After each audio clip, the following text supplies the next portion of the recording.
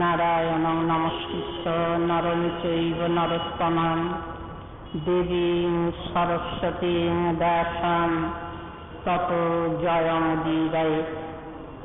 নিগমকল্পতরোর গলিতং ফলং শুকমুখাৎ অমৃতদ্রবসংযুতং পিবত ভাগবতং রসমালয়ং মুহুরতো রসিকা ভুবি ভাবুকা।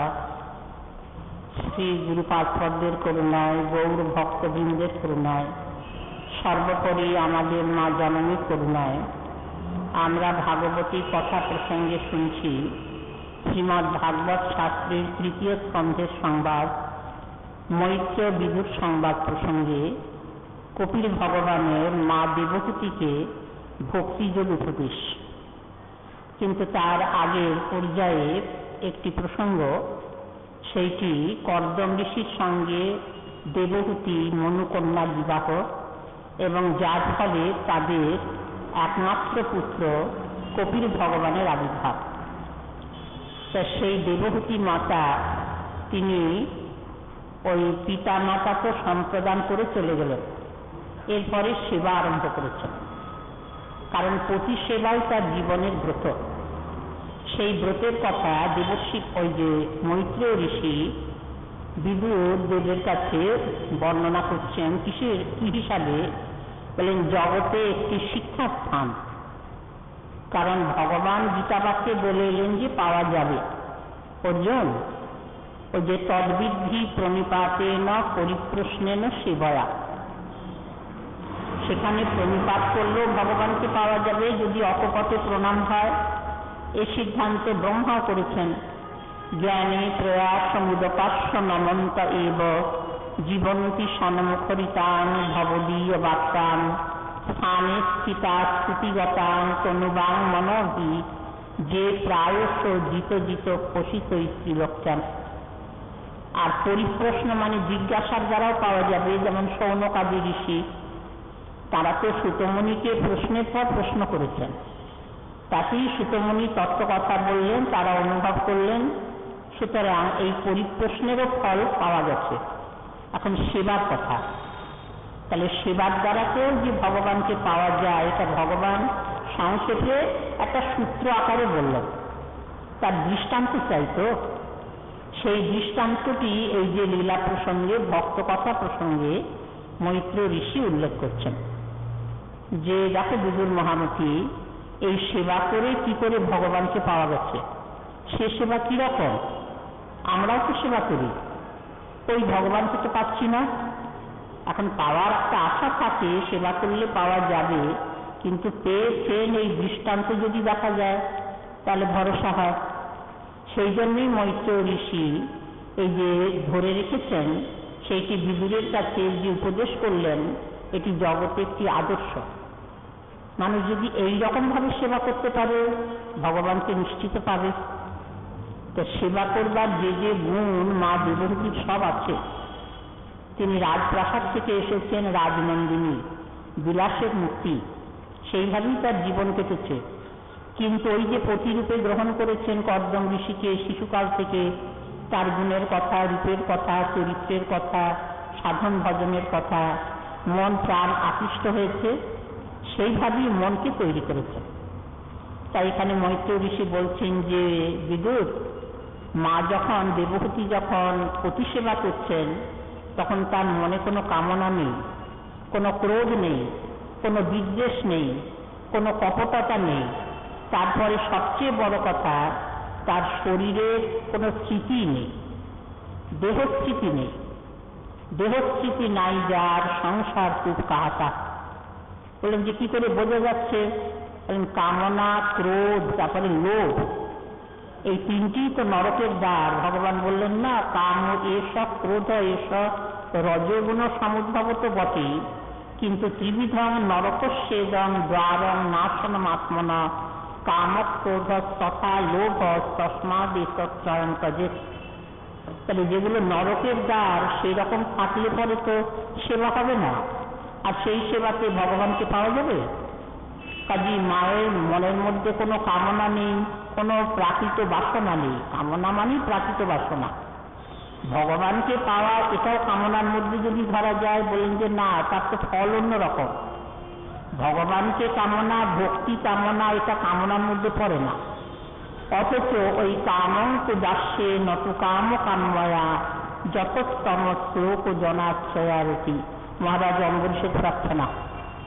কামঞ্চ দাস্যে, এখানে কাম কথাটাই বলেছেন, কিন্তু এটা দাস্যে মানে ভগবানের পাদপদ্মে দাসত্ব। বলেন যে তাহলে কোন কামনাকে বাদ দিতে হবে? নত কাম কাময়া, যাতে প্রাকৃত ফল লাভ হবে সেই রকমের কামনাটা বাদ যাবে, তাকেই কামনার মধ্যে ধরা আছে। কাজে কাম মানে প্রাকৃত বাসনার লেশ থাকবে না, বাসনা নির্মুক্ত হৃদয়। যেটিতে প্রহ্লাদজির প্রার্থনা দাঁড়িয়ে আছে না, প্রহ্লাদজি বললেন যে প্রভু তুমি যে আমাকে কিছু চাইতে বলছো, কিছু মানে বর চাইতে বলছো, বরে আমার দরকার নেই, কারণ আমার মনে তো কামনা নেই। কিন্তু তুমি যে বর দিতে বলছো, বর দেবে বলছো, তাতে তাহলে এই বর দাও যে এখন তো আমার মনে কোনো কামনা বাসনা নেই, ভবিষ্যতে যদি হয় তাহলে ওটাও নির্মূল করে দাও। ভবিষ্যতেও যেন আমার মনের মধ্যে কোনো কামনা বাসনার উদয় না হয়, একেবারে অঙ্কুরে বিনাশ করে দাও, মূলশুদ্ধি ছেদন করে দাও, তাহলে তো আর জন্মাতে পারবে না। কাজে এই কামনাকে বাদ দিতে বলেছেন, কামনা বাসনা রহিত, এমনকি মুক্তি বাসনা পর্যন্ত, যেটি আচার্য বেদব্যাস প্রথমেই শ্রীমদ্ ভাগবত শাস্ত্রে প্রতিপাদ্য বস্তু হিসাবে দাঁড় করালেন। প্রজ্জিত কৈতব পরম ধর্ম। প্রজ্জিত মানে প্রতিষ্ঠ রূপে তপ্ত হয়েছে, কৈতব মানে কপটতা, যে ভক্তি থেকে। সেখানে শান্তা দত্ত করলেন প্রসবেন মোক্ষাভিসন্ধিরপি নিরস্তা। তাহলে মুক্তি বাসনাও থাকবে না, তবে হবে। এই জন্যই তো কপিল ভগবান, মা দেবকী এইরকম তৈরি, তার গর্ভে ভগবান আসছেন। সেই জন্যই কপিল ভগবানের যে মায়ের কাছে সিদ্ধান্ত, মায়ের তো আগে থেকে জানাই আছে, তবু কপিল বলেছেন যে মা ভক্ত মুক্তিও চায় না। শালক্য শাস্তি সামিত্য শারুক্ষ একত্তমক্ষত দীয়মান নগৃহন্তি বিনা মৎস্যবনং জনা।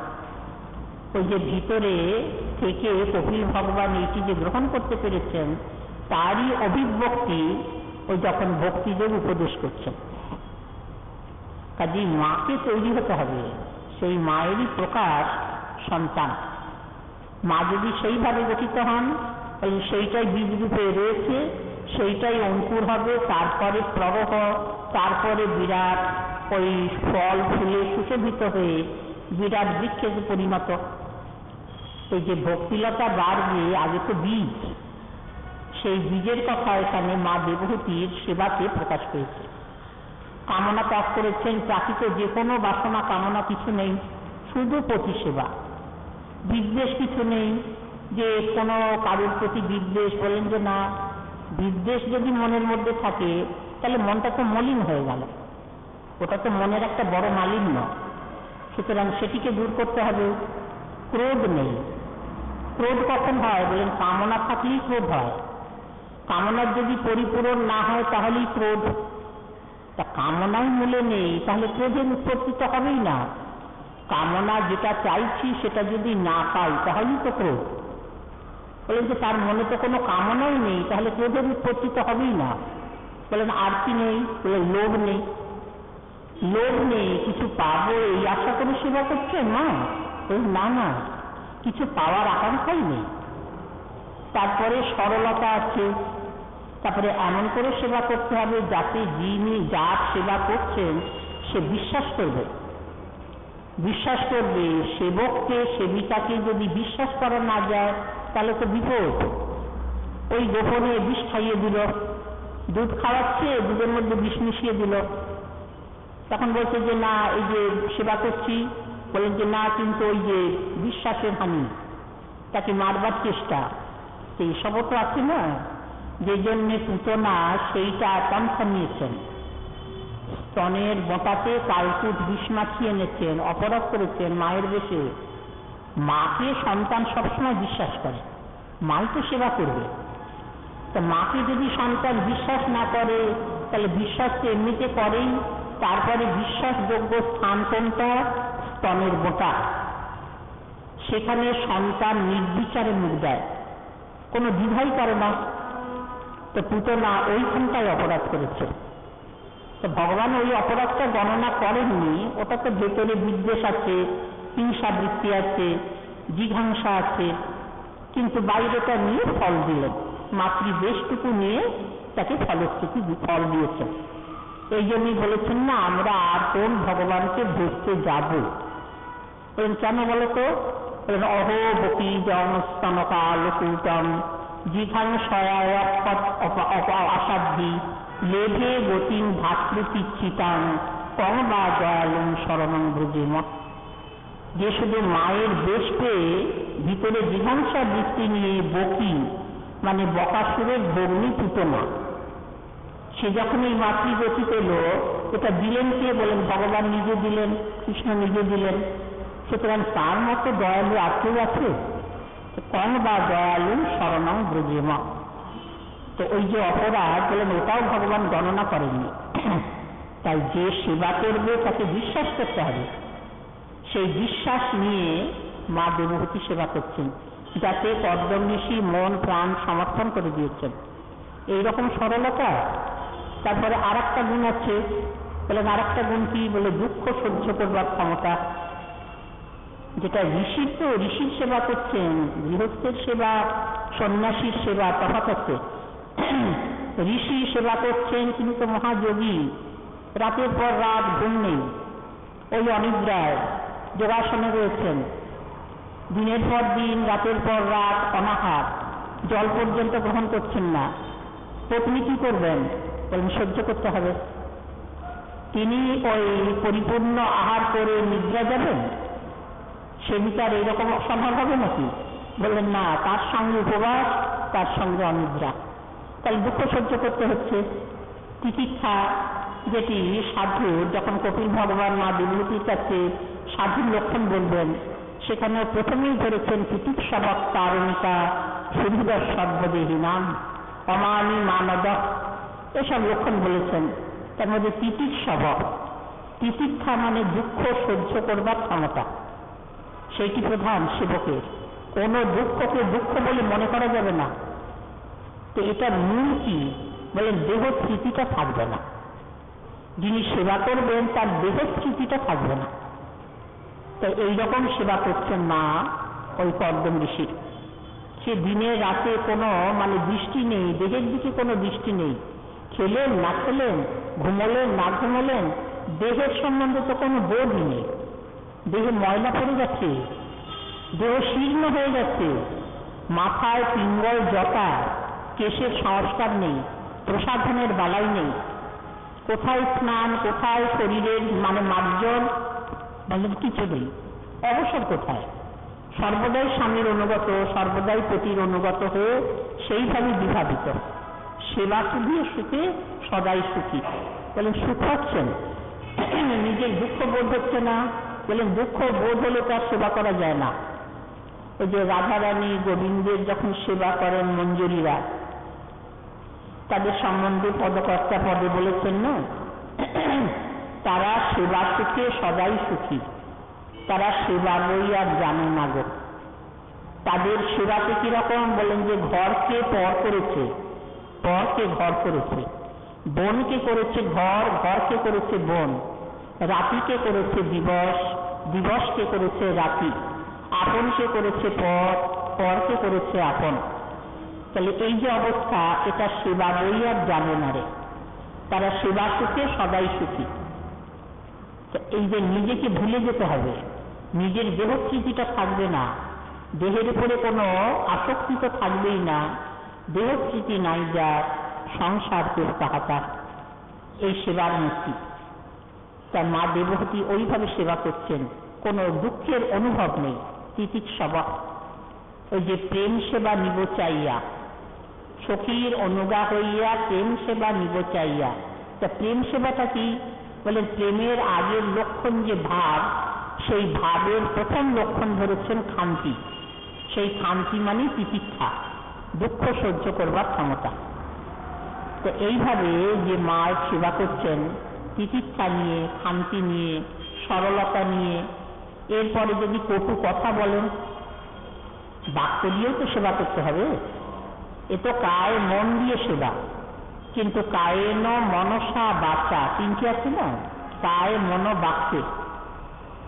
তো মৈত্রেয় ঋষি বলছেন যে বিদুর, মা যখন কথা বলেন পতির সঙ্গে, শ্লক্তয়া বাচা, মধুর কথা, মিষ্টভাষিনী, কোকিলা স্বরভাষিনী বলেছেন না, কোকিলার মতো স্বর, যা শুনলে পরে পতির কানটা জুড়িয়ে যাবে, হৃদয়টা প্রসন্ন হবে। হৃৎকর্ণ রসায়না কথা।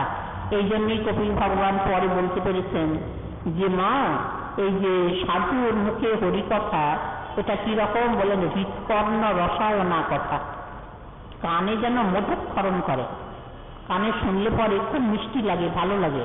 কোকিলের স্বর যেমন, কোকিল যখন পূজন করে, যখন পঞ্চম স্বরে ডাকে, তখন কানটা যেন জুড়িয়ে যায় না, কোকিলের একটু কুহুস্বর শুনবার জন্য মানুষ উৎকর্ণ হয়ে থাকে, কি মিষ্ট, কানে যেন মধু বর্ষণ করে।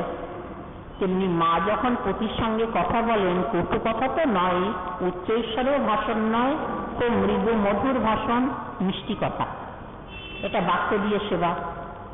তাহলে কায়েন মনসা বাচা।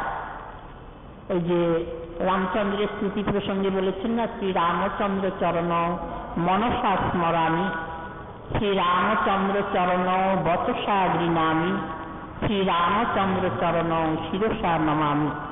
তাহলে কায় মন বাক্যে শরীর দিয়ে প্রণাম করছেন, শিরসা নমামি, বচসা গৃণামি, বাক্য দিয়ে স্তুতি করছেন, আর মনসা স্মরামি, মন দিয়ে স্মরণ করছি। তাহলে কায় মন বাক্যে হৃদয়ে পতিকে ধারণ করেছেন মা, আর বাক্য দিয়ে সেবা করছেন, মিষ্টি মধুর কথা, যাতে কর্দম ঋষির মন প্রাণ জুড়িয়ে যাচ্ছে। আর বলেন যে শরীর দিয়ে সেবা তো আছে, সেবা তো যা কিছু শরীর দিয়েই হবে। এইভাবে যখন সেবা করেছেন, তখন কর্দম ঋষির উপরে প্রভাবটা কি বিস্তার হলো? বলেন তুষ্ট হয়ে গেছে। বলেন সে তো মনের তুষ্টি, মনটা প্রসন্ন হয়ে গেছে, এইরকম করে সেবা। বলে মুখে কিছু বলবেন না, মুখে বললে তবে তো মা ভালো করে বুঝবেন, এমনি বুঝছেন। কারণ যাকে সেবা করা যায়, সে যদি প্রসন্ন হয়, সে যদি সন্তুষ্ট হয়, তার যদি খুব আনন্দ হয়, তাহলে যে সেবক সে বুঝবে না। বলে কিছু বলছে না মুখে, কিন্তু সে বুঝে নেয় যে না, সেবাতে তৃপ্ত। তেমনি মা যে সেবা করছেন, কর্দম ঋষি যে তুষ্ট হয়েছেন, এটা মা বুঝেছেন মনে মনে, কিন্তু তবু লোকে চায় না যে একটু মুখে বলুন, তাহলে পরে একটু ভালো লাগবে। কর্দম ঋষি বুঝেছেন মায়ের মনের কথা, মনের অবস্থা। তো বলছেন কর্দম ঋষি, তুষ্ট হমদ্য দেবী মানবী, মানদায়া শুশ্রূষয়া পরময়া পরয়াচ ভক্তা। মানবী বলে, মানবী মানে এই যে মানুষের দেহ বলে? বলে না না, পিতৃ সম্বন্ধ নিয়ে বলছেন। পিতামাতার সম্বন্ধ নিয়ে যদি স্বামী মানে স্ত্রীকে বলেন, স্ত্রীর খুব ভালো লাগে। আর পিতামাতার যদি নিন্দা করে, পিতৃবংশের পিতৃ মানে বাপের বাড়ির যদি নিন্দা করে, মেয়েদের মনটা খারাপ হয়ে যায় না?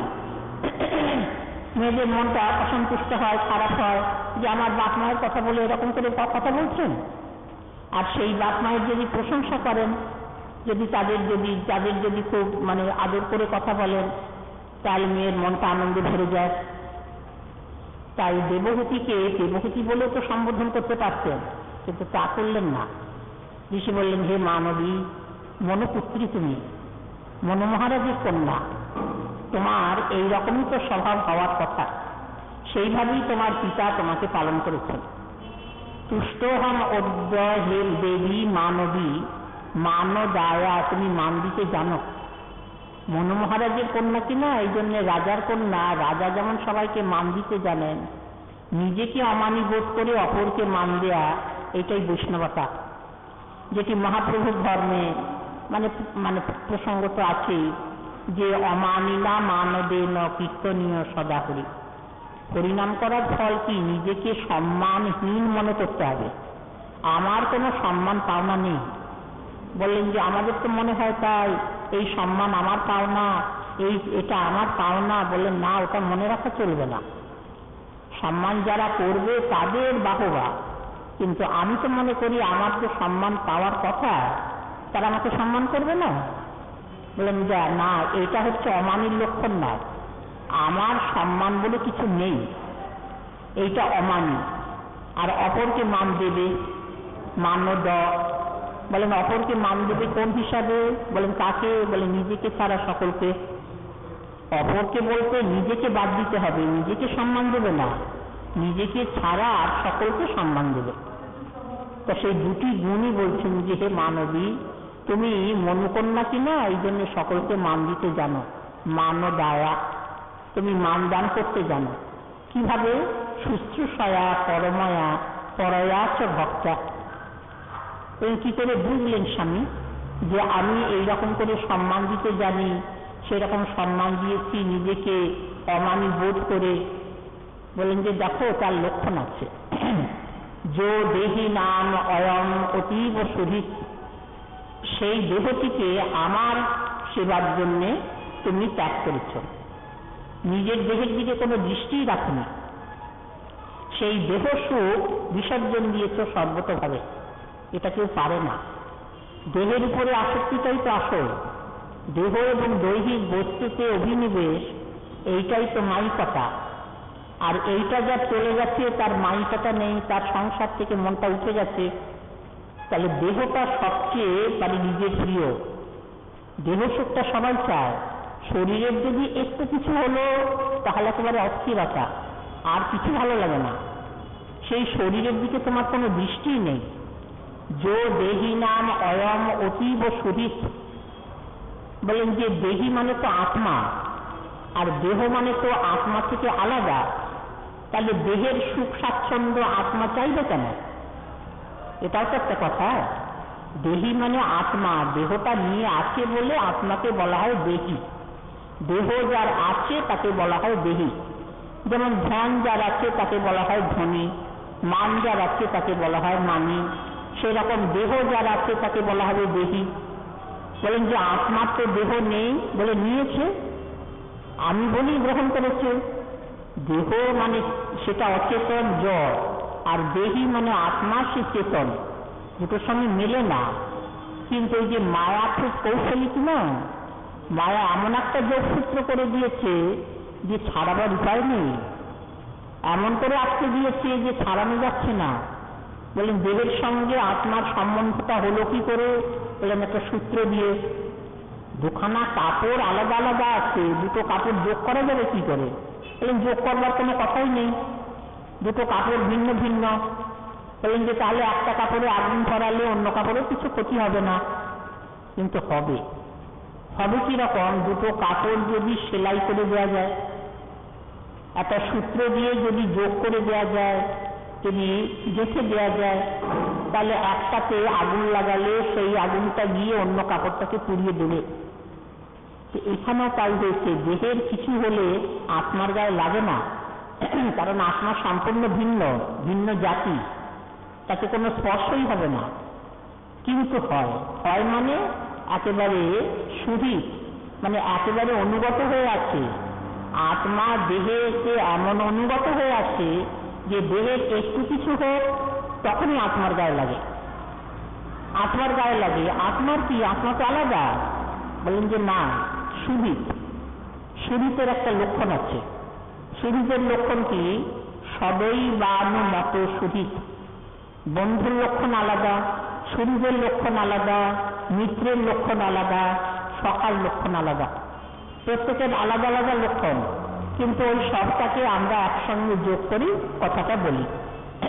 যাকে বন্ধু বলি তাকেই শরীর বলি, তাকেই মিত্র বলি, তাকেই সখা বলি। কিন্তু একটার লক্ষণ আর একটাতে গেলে পরে বলেন ওই যে দুটো লক্ষণ একই হয়ে যায়। বন্ধু অত্যাগের সহন বন্ধু, যার ত্যাগ সহ্য করে থাকা যায় না তাকে বলা হয় বন্ধু। আর শরীর মানে সদৈ বান্য মত শরীর, যার মতে মতে চলা যায় তাকে বলা হয় শরীর। তুমি যে মত বলছো যে বলে হ্যাঁ আমার তাই না, দেহটা যা বলছে আমি তো তাই মনে করি। দেহটা বলছে আমি সুস্থ, আমি বলি হ্যাঁ আমি সুস্থ। দেহটা বলছে আমি অসুস্থ, আমি যদি বলি যে না তোমার অসুস্থতা তো আমার অসুস্থতা হবে না, তা বলি আমি অসুস্থ। দেহটা বলছে আমি রুগ্ন, আত্মা বলছে হ্যাঁ আমি রুগ্ন। দেহটা বলছে আমি ক্ষুধার্ত, আত্মার কি হয়েছে? আত্মার খিদে পায়? আমি বলি আমি ক্ষুধার্ত। ঠিক মতে মতে চলছে। দেহ বলছে আমি পিপাসার্ত, আমার পিপাসা, আমি বলছি, আত্মা বলছে হ্যাঁ আমার পিপাসা। এই সবই বান মতা। সেই জন্যে মৈত্র ঋষির কথা তো আবার কপিল ভগবানের উক্তি বলছেন যে দেহ এই আত্মার সঙ্গে কিরকম সম্বন্ধ করে নিয়েছে যে সে যা বলবে আত্মা তাই মেনে নেবে। এই জন্য সুহিত যো দেহি নাম অয়ম অতীব সুহিত, শুধু সুহিত নয় অতীব সুহিত। আর মিত্র একক প্রিয়ং ভবেন মিত্রম, এক রকমের কাজ করে যারা তাদের বলা হয় মিত্র। বলেন এক রকমেরই তো কাজ করে, ওই দেহ যে কাজ করছে আত্মা বলে আমি করেছি। সে ভালো হোক মন্দ হোক যা কিছু, দেহই তো কাজটা করছে, আত্মা তো কাজ করছে না। কিন্তু আত্মা বলে না যেটা আমার কাজ, ওই মিথ্যাহম ইতি মন্যতে, মিথ্যাচার ও সউচ্চতে, এসব ভগবানের কথা। কাজী মিত্র আর সমপ্রাণ সখা মতো মন প্রাণ তো একই। দেহটা যা বলবে মন সেই রকম, দেহটা যদি মনকে আত্মাকে যা বোঝাবে আত্মা তাই বুঝবে। তো এই যে অবস্থা, সেই দেহটা অতীব সুহিত। সেই দেহের দিকে তো তুমি কোনো লক্ষ্যই রাখো না। দেহ যে ময়লা পড়ছে, না দেহটা কিরকম পচে যাচ্ছে, না দেহতে কিরকম অশান্তি, কিরকম মানে রোগ, মানে রোগ নয় তবু ওই যেন মানে ক্লেশ একটা আছে, হয়তো ঠিক সময় চান নেই, খাওয়া নেই, ঘুম নেই, তাহলে দেহটা একটু কষ্ট পাচ্ছে। বলেন কোনো লক্ষ্যই নেই। এই দেহকে কষ্ট দিয়ে তুমি আমার সেবা করেছ, এই দেহ মন প্রাণ সব আমাকে বিকিয়ে দিয়েছ সপিতম মদর্থে আমার জন্য। সুতরাং হে মানবী, হে মানদা, তুমি আমাকে পরম তুষ্ট করেছ। তো এই যে প্রেম সেবা, ওই যে দেবহূতি মায়ের, এর ফল কি পাবেন? বলেন প্রেম সেবা নিব চাইয়া। সেবার ফলে যে ভগবানকে পাওয়া যায়, ভগবানকে পাওয়া যায় মানে প্রেমে পাওয়া যায়, অন্য কিছুতে না। বিদ্বেষেও পাওয়া, তারপরে ওই জ্ঞানেতে পাওয়া, যোগেতে পাওয়া, বলেন সে পাওয়া নয়, কিংবা ওই অন্য কোনো কামনা বাসনায় পাওয়া তা নয়, বলেন প্রেমেতে পাওয়া। প্রেমেতে পাওয়া মানে সেইটি প্রেম লাভের মানে প্রেম লাভ।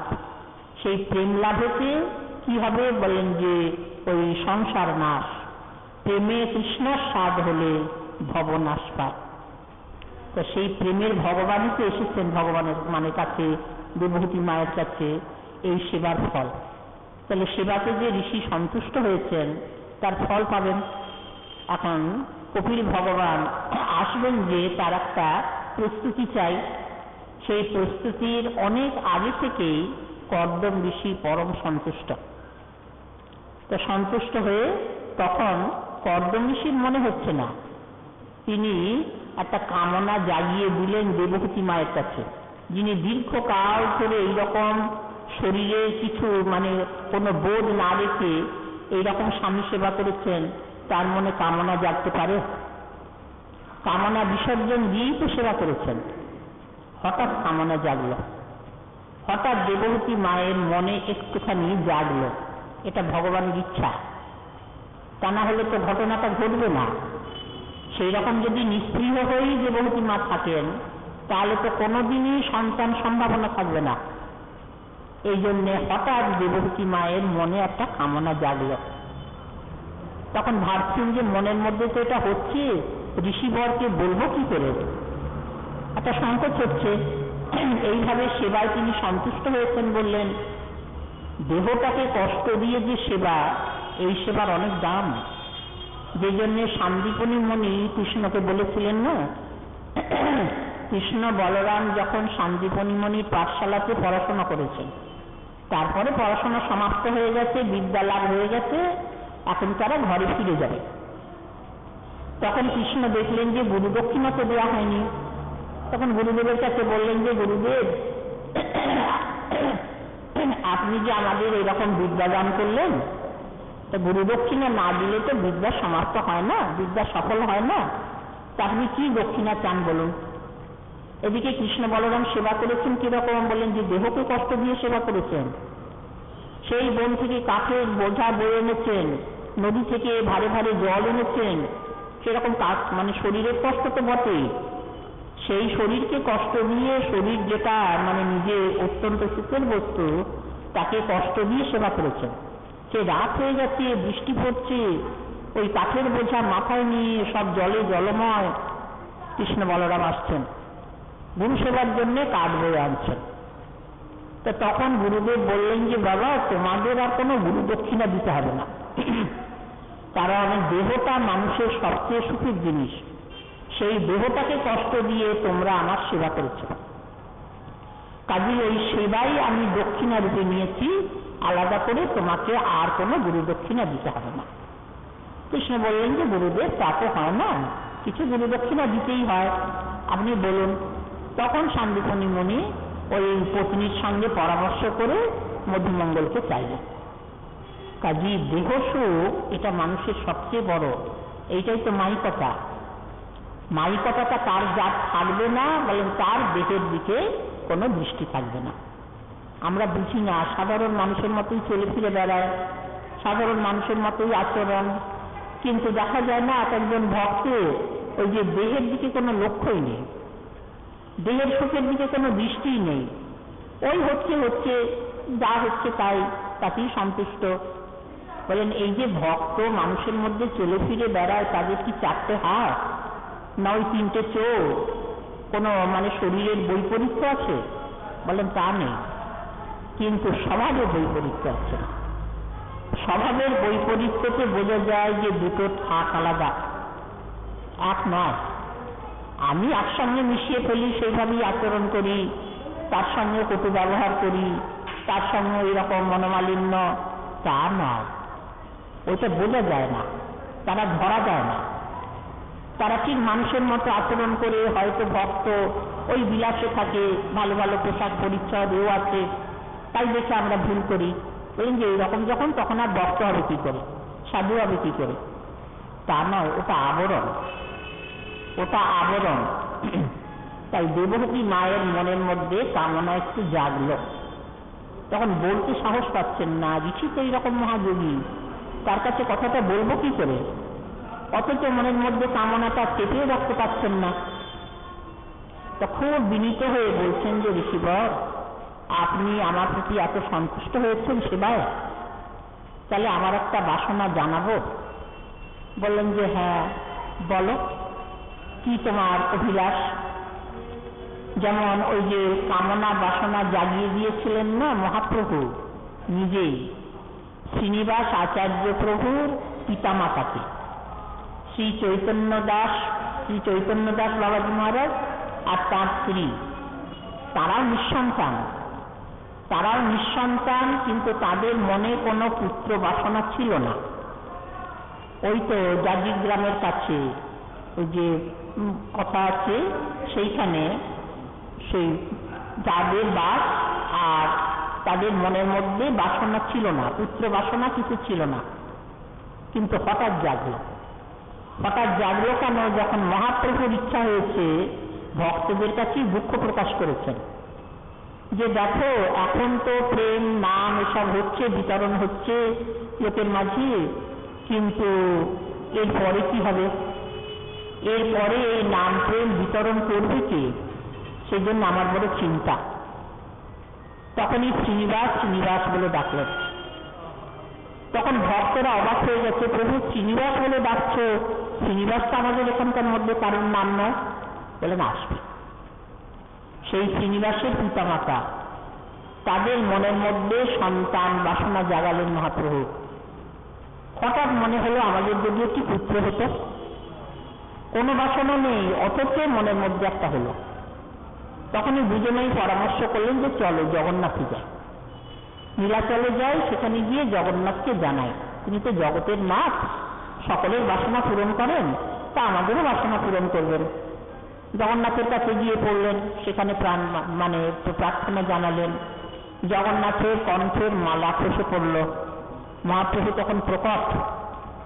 মহাপ্রভুর কাছে গিয়েছে, মহাপ্রভু জগন্নাথের নির্দেশে বলেন তোমাদের বাসনা পূরণ হবে, কোনো চিন্তা নেই। এরপরে বলেন তোমরা ঘরে ফিরে যাও, সাবধানে থাকো, তোমাদের বাসনা অচিরে পূর্ণ হবে।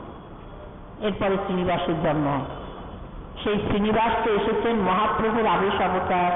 তিনি নিজেই রস আস্বাদনের জন্যে, তার অপূর্ণ বাসনা পূরণের জন্যে আবির্ভূত শ্রীনিবাস রূপেছে। তাই কোনো বাসনা নেই, তবু মা দেবহূতির বাসনা জাগল। ঋষির কাছে খুব বিনীতভাবে শ্লকনায়া গিরা খুব মধুর ভাষণে নিজের মনের অভিপ্রায়টা ব্যক্ত করলেন যে দেখুন আমার তো এইরকম একটা অবস্থা, একটা ইচ্ছা হয়েছে, এটা বলতেও সংকোচ হচ্ছে, তবে আপনার যে শর্ত সেইটা মনে হচ্ছে। আপনি তো পিতার কাছ থেকে পিতা যখন সম্মতি চাইলেন আপনার যে আপনি আমার কন্যাকে গ্রহণ করুন কৃপা করে, আমি কন্যাকে সেইভাবেই পালন করেছি, সেইভাবেই তৈরি করেছি, কোনো অসুবিধা হবে না, রাজকন্যা বলে উপেক্ষা করবেন না। তা তখনই আপনি বললেন যে হ্যাঁ আমার একটা শর্ত আছে, সেই শর্তে যদি আপনি মেনে নেন তাহলে আমি আপনার কন্যাকে সাদরে গ্রহণ করব। কারণ আমিও পিতার দ্বারাকে আদিষ্ট, পিতা ব্রহ্মা আমাকেও আদেশ করেছেন পূজা উৎপাদন করতে, এই জন্যে আমার বিবাহ করবার একটা ইচ্ছা আছে। তো সেইটার উপরই ভর করে বলছি, সেইটার উপরে বিশ্বাস করি আপনার কাছে এটা নিবেদন জানাচ্ছি যে সন্তান কামনা একটি মনের মধ্যে যাচ্ছে। তখন ঋষি খুব খুশি হয়েছে। ঋষি দেখছেন যে না, আমারও তো শর্ত, আপনি বলেছেন একটি সন্তান হলে পরে আমাকে আর ঘরে রাখবে না, আমি তখন নিজের সাধন ভজন নিয়ে থাকবো। তাহলে একটি সন্তান তো দরকার, তাহলে পরে তো আমার গৃহত্যাগ সম্ভব হবে, তা না হলে ততদিন পর্যন্ত তো আমি ঘরে বাঁধা গারস্থাশ্রমে থাকতে হবে। বললেন যে বেশ দেবহূতি, তুমি এইবারে নিজের শরীরের দিকে একটু লক্ষ্য রাখতে হবে। শরীরের সংস্কার দেবহূতি জানে না। দেবতী সেই কবে সেই রাজপ্রাসাদে নিজের শরীরের সংস্কার, তাও সব সেবিকা আছে, কিঙ্করী আছে, তারা করেছে, নিজে তো কোনোদিন নিজের দেহের সংস্কার করেনি, পারবে কি করে? তখন ঋষি বলছেন যে এই যে বিন্দু সরোবর, ওইখানে নামো, ওইখানে নেমে স্নান করো। বিন্দু সরোবর স্বচ্ছ সরোবর, তুমি সেখানে নেমে স্নান করে শরীরটাকে পরিষ্কার করবে। দেবহূতি মা অবাক হয়ে গেছেন, আমি তো নিজে কোনোদিন করিনি, এই দেহের সংস্কার করতে আমি তো জানি না, কেশের সংস্কার করতে আমি তো জানি না, তবু ভয়ে ভয়ে নামছেন। কি জানি স্বামীর আদেশ, এখন না করেও তো পারা যায় না। তো বিন্দু সরোবরের স্বচ্ছ সরোবর, সোপান সব সুন্দর, সেইখান দিয়ে দেবহূতি মা নেমে গেলেন। নেমে গিয়ে মনে মনে ভাবছেন যে কি করে সম্ভব আমার পক্ষে নিজে করা। দেখলেন যে যেই জলের মধ্যে নেমেছেন 1000 কন্যা, 1000 কন্যা, শতানি দশা বলেছেন, 10 শত 1000, 1 সহস্র, 1 সহস্র কিশোরী, কিশোর বয়স, তারপরে তারা কিরকম দেখতে সুন্দর আর উৎপল গন্ধ, গায়ে সব পদ্মের গন্ধ, হাত জোর করে দাঁড়িয়ে আছে। ঋষির প্রভাব, ঋষির তপস্যার প্রভাব, যোগের প্রভাব বাইরে দেখে বোঝা যাচ্ছে। বাইরে তো ওই একটু দৌড়কৌপিল পরা, একটু ছিন্ন বস্ত্র, গাত্র আবরণ নেই, জটা, তারপরে মহাযোগী, বাইরের কোনো বেশভূষা নেই, কোনো কিছু ধনসম্পদ, কিছু চিহ্ন মাত্র নেই। কিন্তু কিরকম তপস্যার প্রভাব, কিরকম যোগের প্রভাব বোঝা যাচ্ছিল না। মানে দেবহূতি অবাক হয়ে গেছেন। সেই 1000 কন্যা কিশোরী বয়স, তারপরে চারু উৎপল গন্ধ, যে সে গায়ে সব পদ্মের গন্ধ, পদ্মিনী, তারা সব হাত জোর করে দাঁড়িয়ে আছে। কিং করণী, হে রাজপুত্রী, আমরা কি করব এখন, আপনি আদেশ করুন। আপনি যেভাবে আদেশ করবেন আমরা সেইভাবেতে আপনার সেবার জন্য প্রস্তুত। তখন কিছু বলতেও হলো না, সেবা তো কোনো বলবার আদেশকে অপেক্ষা করে না। তারা সব নিজেরাই শরীরের ময়লা তুলছেন।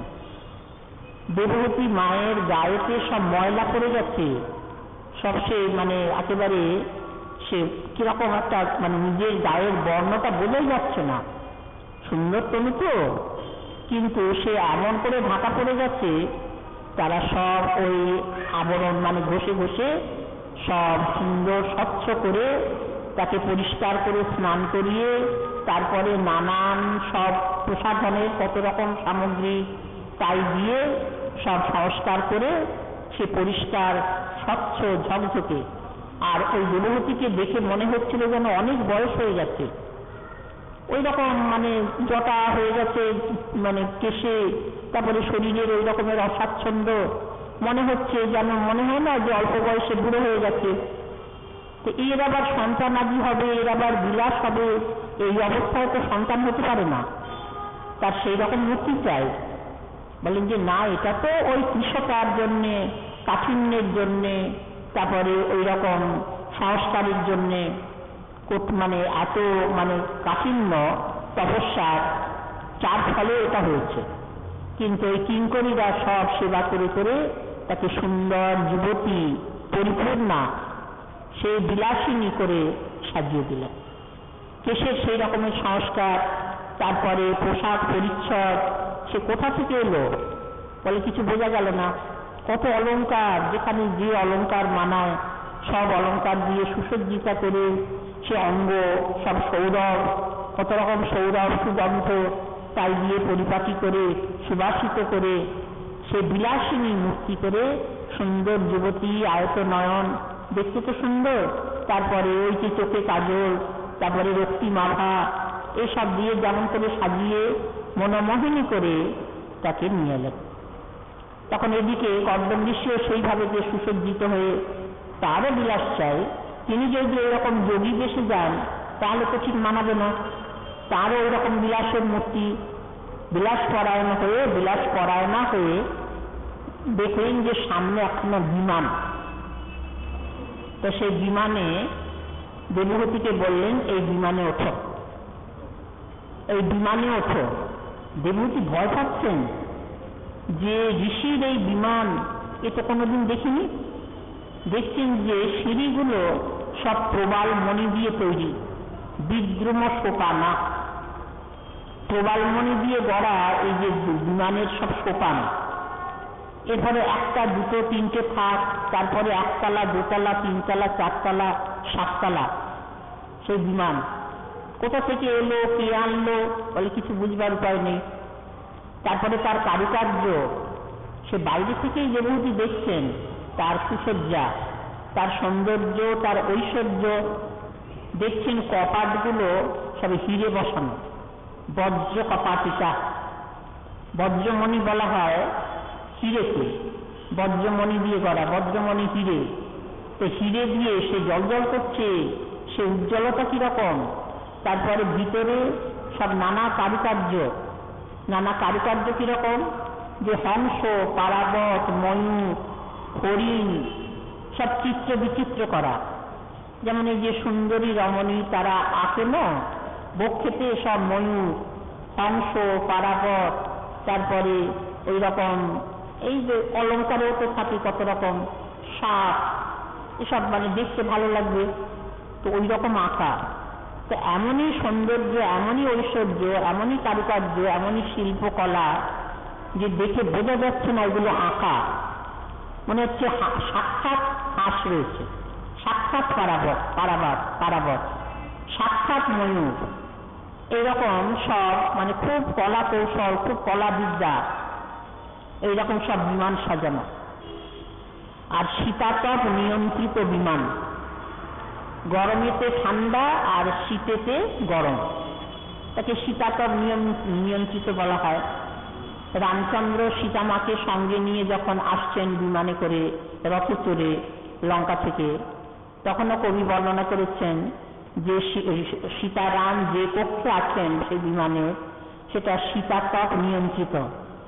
রামায়ণের যুগ, তখন শীতাতপ নিয়ন্ত্রিত রথ, আর সেইখানে বসে সীতারাম শুনছেন কি, বললেন যে দেবতা মানে দেবীরা, অপ্সরারা সব যে গান করছেন সুরলোকে, সেই সরোবরে স্নান করতে নেমে ওই গান শুনছেন সীতারাম সেই বিমানে বসে, রথে বসে। তাহলে কোথাকার গান কোথায় শোনা যাচ্ছে?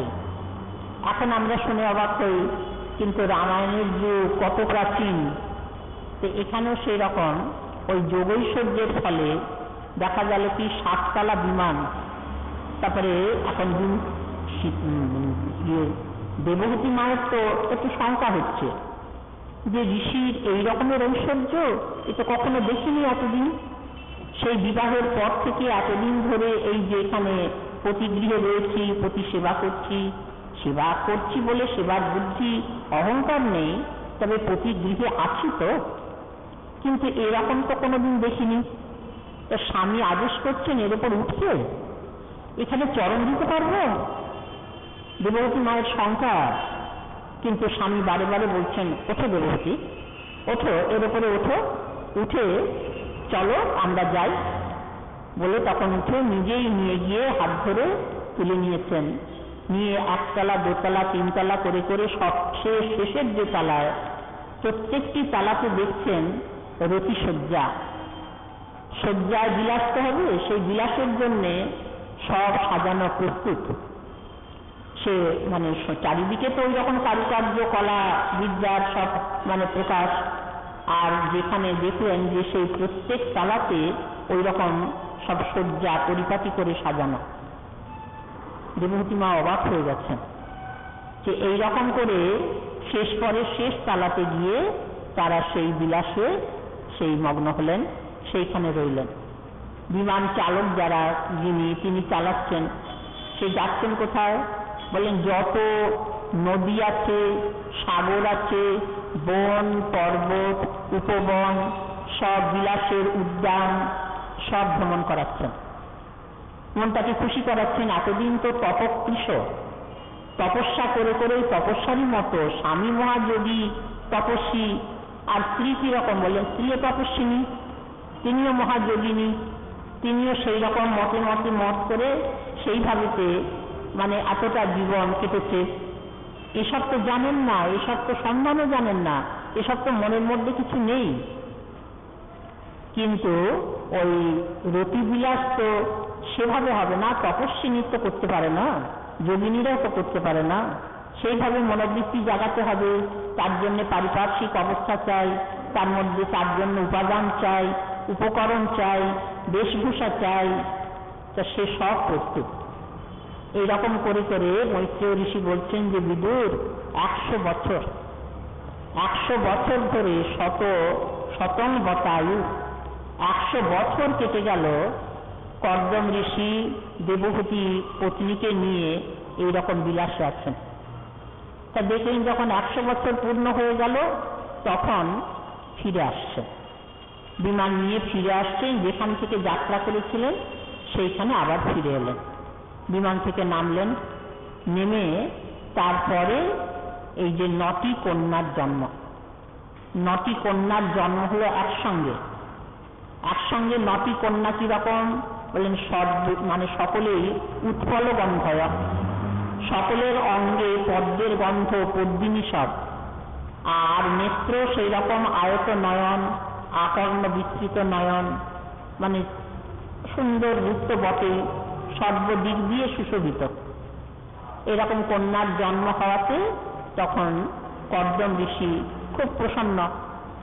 এখন এই যে সার্থক হলো জীবন, তখন বললেন যে দেখো দেবহূতি, আমার তো প্রতিজ্ঞা আমি পালন করেছি, সন্তানবতী হয়েছে তুমি, আমার শর্ত ছিল যে এই সন্তান জন্মানোর পরে আমাকে আর তুমি সংসারে রাখবে না, আমি গারস্থ আশ্রম ত্যাগ করে নিজের সাধন ভজন নিয়ে নির্জনে থাকবো। এখন দেবহূতি মায়ের তার কিছু বলার নেই, পিতার কাছে যে শর্ত সে শর্ত ঋষিবর পালন করেছেন, এখন তো আর কিছু বলবার নেই। বললেন যে আর তো বাধা দিতেও পারেন না। তখন দেবহূতি মা মানে নীরব হয়ে আছেন, আর তো প্রতিবাদ করারও কিছু নেই, সেখানে বলতে পারবেন না যে না আপনার শর্ত ভঙ্গ করেছেন। বলেন না, প্রতিপালন করেছেন ঠিক। কর্দম ঋষি প্রব্রজ্ঞা নিচ্ছেন, তিনি এখন সংসার ছেড়ে বিদায় নেবেন। কিছু দূর গিয়েছেন কর্দম ঋষি। এখন দেবহূতি মা দেখলেন যে এখন তো আটকানো কথা বলাও যায় না, বলবেন কি করে, তা কিছু মানে কথা না বলে গিয়ে চরণে পড়েছেন। বললেন যে ঋষিবর, আমার কিছু বলার নেই, আপনার প্রতিজ্ঞা আপনি ঠিক পরিপাটি করে পালন করেছেন, আপনার শর্ত আপনি বজায় রেখেছেন, আর আমার কিছু প্রতিবাদ করারও নেই, কিছু বলারও নেই। কিন্তু বলেন আবার কিন্তু কিসে, এরপরে তো আর কিছু কথা নেই। বলেন যে না, একটা নিবেদন আছে। নিবেদন তো থাকতে পারে, একটা আবদার করে কিছু তো বলা যায়, শর্ত হিসাবে নয়, একটা আবদার করে তো কিছু বলা যায়। ওই যে আমাদের সখীমা বলেছিলেন না দাদামশাইয়ের জন্মোৎসবের দিন, যে দাদামশাই এখন চলে যাচ্ছেন, আর থাকবেন না আশ্রমে, জগন্নাথ দর্শনে যাচ্ছি, কবে ফিরবো কখন ফিরবো কিছু ঠিকানা নেই। সেদিন দাদামশাইয়ের জন্মদিন, চৈত্র সংক্রান্তি। তখন সখীমা বললেন যে দেখুন, আপনি যদি আজকের দিনে এইরকম ব্যবহার করেন তাহলে আপনার কাছে আমরা কোনোদিন আবদার করিনি, আপনি যা বলেছেন তাই করেছি, কিন্তু আজকে আমাদের একটা আবদার আছে। আজকে আপনি জগন্নাথ দর্শনে যান বা যেখানেই যান, যেতে পারেন, কিন্তু ঠিক সময় ফিরে আসতে হবে। আপনি যে বলেন কবে ফিরবো বা কখন ফিরবো তার ঠিকানা নেই, তা বললে চলবে না। যদি আমাদের এই আবদার আপনি রক্ষা না করেন, আমাদের কথা মতো আজকের দিনটাই না চলেন, তাহলে আপনার সেবা রইল, আপনার আশ্রম রইল, আমরা যে স্বতন্ত্রী কীট সেই রকম স্বতন্ত্রী হয়ে স্বাতন্ত্র নিয়ে আশ্রম ছেড়ে চলে যাব। কোনোদিন আপনার কাছে আবদার করে কিছু বলিনি, আজকে আবদার করে এটা জোর করে বলছি যে আমাদের কথা মতো আজকে আপনাকে চলতে হবে। তখন আগাধরণ পাতেননি, ফিরে আসতে হলো। কাজে আবদার করে একটা কথা আছে, দেবহূতি মা বলছেন আপনার শর্ত অনুযায়ী বলছি না, এটা আমার একটা নিবেদন। দেখুন, আপনি কন্যার জন্ম দিয়েছেন, 9টি কন্যা, তারা তো এখনো বিবাহযোগ্য হয়নি, এই তো সবে জন্মেছে। তারা কন্যা তো ঘরে রাখার নয়, কন্যাদের প্রতি গৃহে পাঠাতে হবে। তাদের পতির সন্ধান করবে কে? তারা নিজেরা স্বেচ্ছাচারিণী হয়ে তারা পতি সন্ধান করবে? সেটা শোভন হবে? সেটা আপনার পক্ষে গৌরবের হবে? তাহলে পিতারই তো কাজ কন্যাকে সম্প্রদান করা, পতি সন্ধান করে তার হাতে সমর্পণ করা, এটা তো পিতার কর্তব্য। তাহলে সেইটুকু পর্যন্ত আপনাকে অপেক্ষা করতে হবে, কারণ তা না হলে লোকনিন্দা তো আছে, আপনার মনের দিক দিয়েও কি তৃপ্তি হবে? তারা বিবাহযোগ্য হবে সেই কিছুদিন তো অপেক্ষা করতে হবে, তা সেই কর্তব্য আপনার এখনো বাকি আছে, সেটা তো করতেই হবে।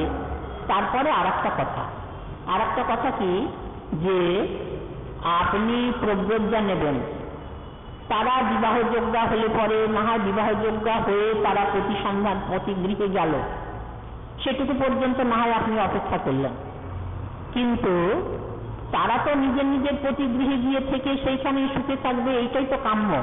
পিতামাতার তো সেইটাই কাম্য, কন্যা ঘরে থাকুক, এটা তো পিতামাতা চায় না।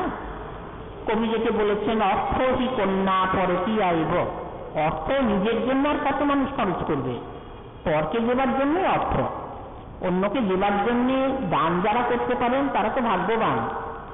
পরের দুঃখ মেটাতে গিয়ে অর্থ যদি খরচ করতে পারেন, সাধু সেবায় যদি খরচ করতে পারেন, বৈষ্ণব সেবায়, ভগবত সেবায়, দিন দরিদ্রের সেবায়, তাহলে তো পরম সৌভাগ্য।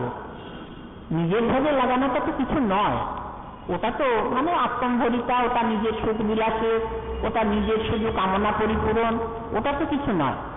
কাজে অর্থটা পরের জন্যে, কন্যা তো পরের জন্য বটেই।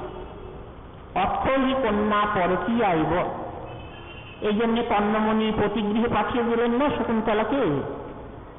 কাছে তো রাখতে পারতেন, আশ্রমিকা আচ্ছা বিবাহ করেছেন, কন্যা আমার কাছে থাক আশ্রমিকা, তা তো করলেন না, তাকে স্বেচ্ছায় রাজা দুষ্যন্তের কাছে পাঠিয়ে দিলেন। কাজে মেয়েদের তো প্রতিগৃহে থাকাটাই শোভা। সেখানে মহাকবি কালিদাস একটা মন্তব্য করেছেন, প্রতিগৃহে দাস্যমপিক সমান। এখানে যদি মানে পিতৃগৃহে যদি রাজৈশ্বর্য নিয়ে থাকে তাহলে আদরের না, আর প্রতিগৃহে থাকা বলে দাসিত্ব করো, মানে দাসিত্ব করো, সেখানে দাসীপনা করো, তবু সেটা গৌরব। মেয়েদের প্রতিগৃহে থাকাটাই গৌরব। প্রতিগৃহে দাস্যমপিক সমান বলেন, সেখানে আদর পায় না, দাসী বৃত্তি করতে হয়, বলে করুক, তাহলেও গৌরব।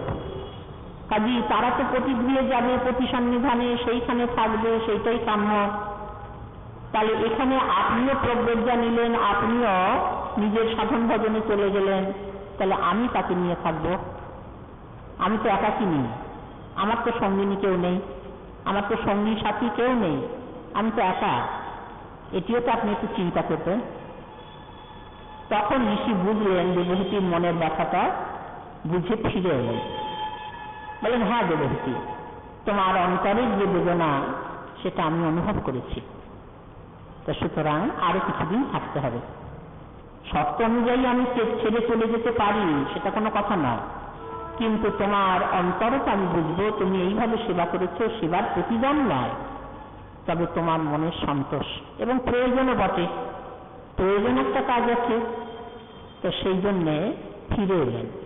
ফিরে এসে এখন প্রথম কাজ হবে মানে কন্যাদের বিবাহ দেওয়া। বলে, পাত্র সন্ধান করতে যাবেন কে? কর্দম ঋষি নিজে? তার সময় আছে? তার তো সাধন ভজন নিয়েই দিন কাটে। বলেন যেন সে প্রস্তুতি হয়েই আছে। ব্রহ্মা চলে এসছেন। ব্রহ্মা লোকপিতামহ, যিনি পূজা সৃষ্টির ভাব নিয়েছেন ভগবানের কথায়, তপস্যা করো, তপস্যা করো, ভগবানের আদেশ পেয়েছেন। আর সেই তপস্যা করতে করতে ব্রহ্মার মনে যে একটা শিক্ষা জেগেছে, প্রজা সৃজনের ইচ্ছাটা জেগেছে, সেইটি পূরণের জন্য নিজের অঙ্গ প্রত্যঙ্গ থেকে যথেচ্ছভাবে সব সন্তান প্রসব করেছেন, সন্তানের জন্ম দিয়েছেন। কিন্তু এরপরেও প্রজা সৃষ্টির একটা ভার আছে। তাই কর্দম ঋষির উপরে প্রজা সৃষ্টির ভার, দক্ষ প্রজাপতির উপরে প্রজা সৃষ্টির ভার, কশ্যপ প্রজাপতির উপরে প্রজা সৃষ্টির ভার। কাজে ব্রহ্মা দেখলেন আমারই তো দায়। কর্দম ঋষির যে বিবাহ সংযোগ, বিবাহ দেওয়া হলো, তাতে সন্তান উৎপত্তি হলো, তাদের প্রতিগৃহে পাঠানো, সে দায়ও আমার। ব্রহ্মা সব পাত্র নিয়ে এসে উপস্থিত। ব্রহ্মা পাত্র নিয়ে এলেন কিরকম? বলেন যে সপ্তর্ষিকে নিয়ে এলেন। সপ্তর্ষি সকলেরই জন্ম ওই ব্রহ্মার অঙ্গ প্রত্যঙ্গ থেকে। 7 জন ঋষি আর 2 জনকে নিয়েছেন, অথর্বণ আর বশিষ্ঠ।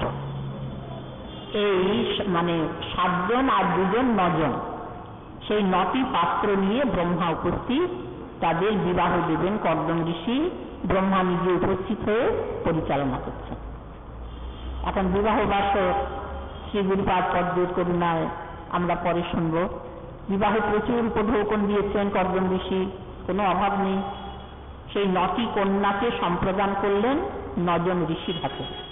সপ্তর্ষি আছেন, অথর্বণ আর বশিষ্ঠ। এই 9 জন, 7 জন আর 2 জন 9 জন, তাদের বিবাহ দিয়ে কর্দম ঋষি নিশ্চিন্ত। এরপরে কপিল ভগবানের জন্ম। শ্রী গুরুপাদ পদ্মের করুণা হলে, গৌর ভক্তবৃন্দের কৃপা হলে আগামী 15 তারিখ থেকে 18 তারিখ আমরা আবার এই প্রসঙ্গে স্মরণ করব। 15 থেকে 18 মার্চ। শ্রী গুরুপাদ পদ্মের করুণা, ভক্তবৃন্দের করুণা, আমার মা জননীর করুণা। জয় শ্রী রাম।